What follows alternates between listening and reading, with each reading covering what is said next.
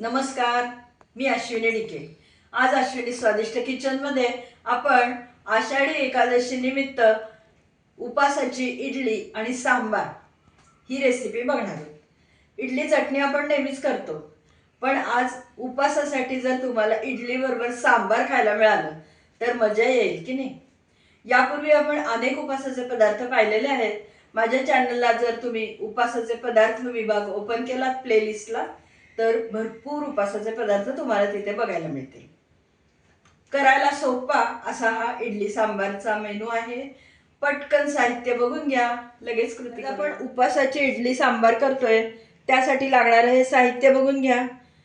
इथे मी 1 कप वऱ्याचे तांदूळ घेतलेत, यालाच भगरही म्हणतात किंवा उपासाचे तांदूळ असंही म्हटलं जातं। त्यासाठी पाव कप साबुदाणा घेतलेला आहे। आपण पहिल्यांदा साबुदाणा आणि वऱ्याचे तांदूळ मिक्सरमध्ये बारीक करून प्रीमिक्स तयार करून घेणार आहोत इडलीचं। अर्धा कप दही आहे, मीठ चवीनुसार घालायचं आहे आणि इनो फ्रूट सॉल्ट आपल्याला अर्धा पाऊच यामध्ये घालायचं आहे।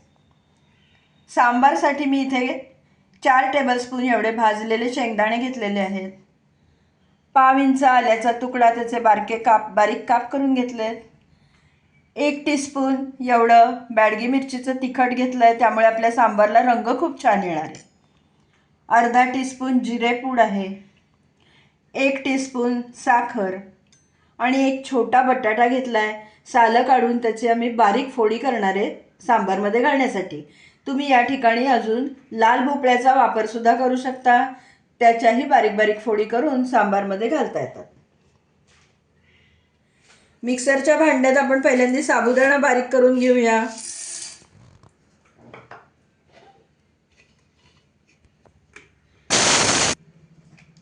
साबुदाणा आपण बारीक करून घेतलाय, पण बघा तुम्ही साबुदाणा अगदी लगेच बारीक होत नाही, ओबडधोबड झालेला आहे। आता त्यामध्येच वऱ्याचे तांदूळ घालूया आपण आणि पीठ बारीक करून घेऊया। आपण अगदी गुळगुळीत बारीक पीठ करायचं नाही आहे, बारीक रवा असतो तशी कन्सिस्टन्सी ठेवायची। आपण रवाळ पीठ तयार करून घेतलंय बघा, इडलीचं उपासाचं आहे हे। आता ते एक बाउल आपण काढून घेऊया आणि तेवढ्याची इडली बनवूया। बाउलमध्ये काढून घेते। मिक्सिंग बाउलमध्ये आपण रवा काढून घेतलेला आहे। मी या मापाने 1 कप म्हणेन, बाउल म्हणा, 1 कप म्हणा, 1 वाटी म्हणा, कुठलाही 1 कप वाटी तुम्ही घरातली घेऊ शकता आणि त्यानुसार माप घ्या। आपण 1 कप एवढा इथे रवा घेतलाय। आता त्याच्यामध्ये 1 कप एवढं आपण दही घालणार आहोत। चवीसाठी मीठ घालायचंय आणि इथे मी अर्धा कप एवढं पाणी घालणार आहे।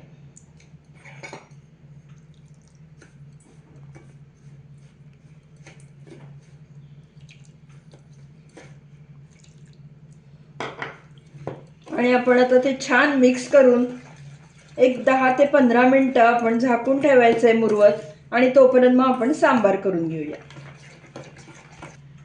झाकून ठेवूया आपण 15 मिनिटं। आता आपण सांबारसाठीचं वाटण तयार करून घेऊया।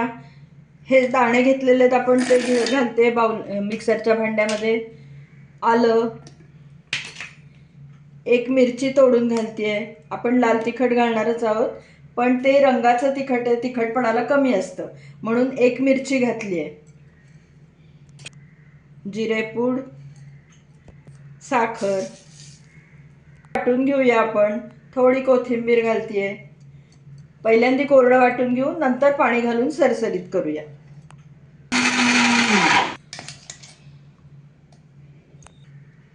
कोरडं मिश्रण तयार झालंय, आता त्यामध्ये पाणी घालून आपण वाटण सरसरीत करून घेऊया। आपलं सांबारसाठीचं सरसरीत वाटण तयार करून झालेलं आहे। आता हे थोड्या वेळ बाजूला ठेवूया। आणि एक मध्यम आकाराचा आपण बटाटा घेतला होता, त्याची सालं काढून मी बारीक फोडी करून घेतलेल्या आहेत, काळा पडू नये म्हणून पाण्यामध्ये फोडी ठेवलेल्या आहेत। आपण आता सांबार करतोय उपासाचं, तर त्यासाठी मी इथे तुपाची फोडणी करणार आहे. साजूक तूप घालते.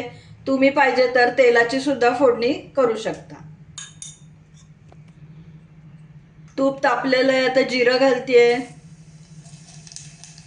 जिरं छान फुललं की आता त्यामध्ये या बटाट्याच्या फोडी घालूया.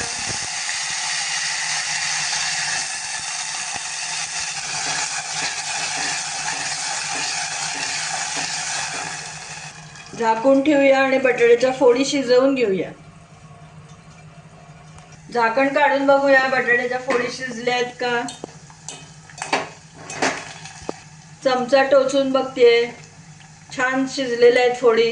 आता त्यामध्ये आपण पाणी घालूया थोडंसं आणि आपलं शिजवलेलं वाटण, जे शिजवलेलं नाही मिक्सरमध्ये फिरवलेलं वाटण यामध्ये घालूया. आता हे लाल तिखट आपण घेतलेलं आहे बॅडगी मिरचीचं ते घालूया. मीठ चवीनुसार आणि वाटून ठेवलेलं वाटण. तरच्याच भांड्यात पाणी घालते आहे. आपल्याला जेवढी कन्सिस्टन्सी पाहिजे सांबारची त्यानुसार पाणी घालायचं.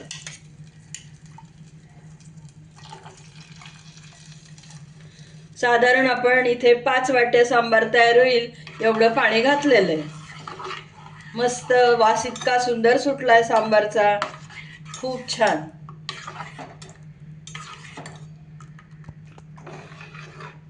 रंग पण छान आलाय, वासही सुंदर सुटलाय आणि चव तर छान असणारच.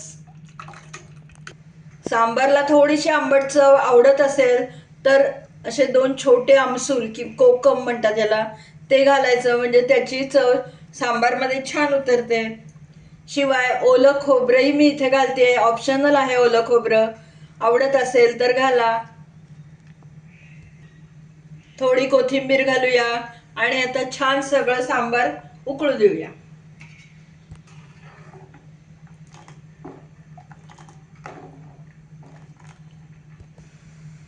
सांबार मस्त उकळत आहे, लक्ष ठेवायचं, ते पटकन उतू जातं. वाव. इडली स्टँडच्या ताटलीला आपण आता तूप लावून घेऊया. तेल लावलं तरी हरकत नाही.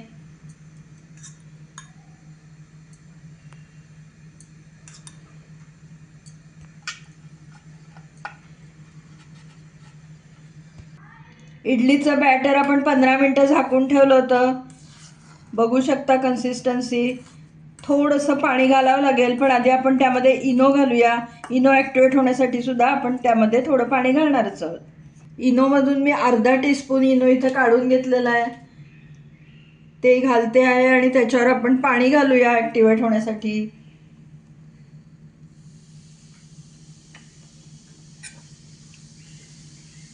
ढवळून घेऊया छान.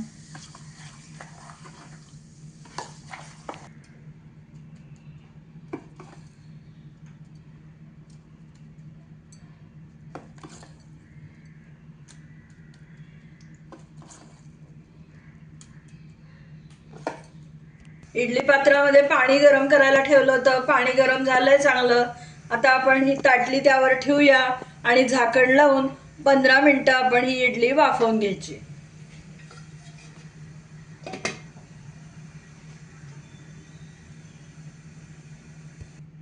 15 मिनिटांनी मी गॅस बंद केलाय. आता आपण इडली बाहेर काढून बघूया. वाव, काय मस्त टम्म फुगल्यात इडल्या. 5 मिनिटांनी थोडीशी वाफ कमी झाली की आपण इडल्या काढून घेऊया. मस्त, काय सुंदर फुगले बघा आणि एकदम हलकी झाली आहे. खालच्या बाजूने पण बघा किती छान त्याला जाळी पडलेली आहे. मस्त. सगळ्या इडल्या आपण काढून घेऊया. अगदी पटकन इझिली निघतायत. मस्त सुंदर जाळी पडलेली आणि अतिशय हलकी झालेली आहे.